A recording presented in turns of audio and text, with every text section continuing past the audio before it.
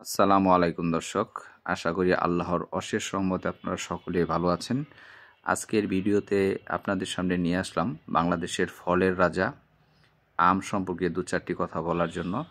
দর্শক, আমরা যারা ছাদে বা বাড়ির আনাচে কানাচে আমের চারা রোপণ করি তারা অবশ্যই 12 মাসে আমের চারা রোপণ করবেন। আপনাদের সামনে আমি যে আমের দৃশ্যগুলো তুলে ধরছি এটি একটি ছাদের বাগানের দৃশ্য। এখানে কিছু সংখ্যক গাছ ছাদে লাগানো হয়েছে এবং আপনারা দেখতে পাচ্ছেন আমের মুকুল এবং ছোট ছোট আম।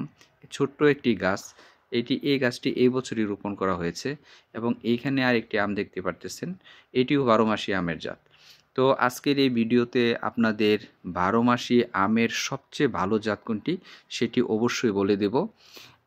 আমরা জানি বাংলাদেশে থাই প্রজাতির আম সবচেয়ে বেশি চাষ হয়, বিশেষ করে 12 মাসি যে আমগুলো রয়েছে তার মধ্যে থাই প্রজাতির আম আমাদের দেশে বিখ্যাত।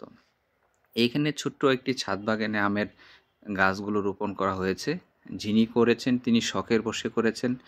এই যে একটি আম দেখতে পাচ্ছেন এটি 12 মাসি আমের জাত। এখন শীতকাল, এই সময় আমের এই পরিপক্কতা আপনাকে অবশ্যই মুগ্ধ করবে। আমরা অবশ্যই একটি উৎকৃষ্ট মানের চারা রোপণ করব, যে চারাতে আপনার 12 মাসি ফলন আসবে এবং এটিতে এত যে আহামরি যত্ন নিতে হয় তা তেমন নয়।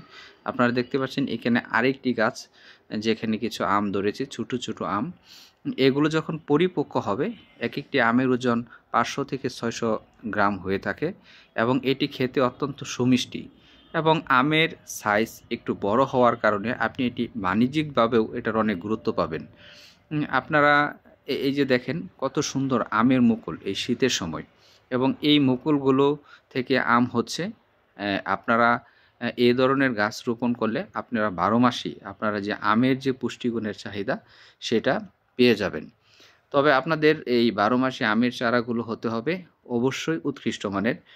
এখানে আপনারা দেখতে পাচ্ছেন একদম পরিপক্ক কিছু আম, অর্থাৎ ছোট ছোট আম। এই আমগুলো বড় হচ্ছে।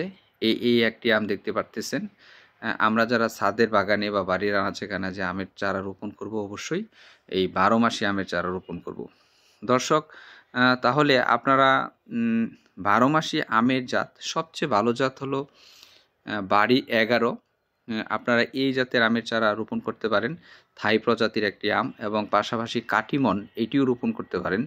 বিশেষ করে বাড়ি 11 এর আমের ফলন অনেক ভালো হয় এবং এ যাবৎকাল যারা এই আমের চাষ করছে বা চারা রোপণ করেছে তাদের কাছ থেকে জানা গেছে এবং দেখা গেছে যে তারা খুব ভালো ফলন পেয়েছে। দেখেন আমের সাইজ কত সুন্দর, কত পরিপক্ক আম এবং সবুজ আম বলা যায়। সকলকে ধন্যবাদ, ভালো থাকবেন।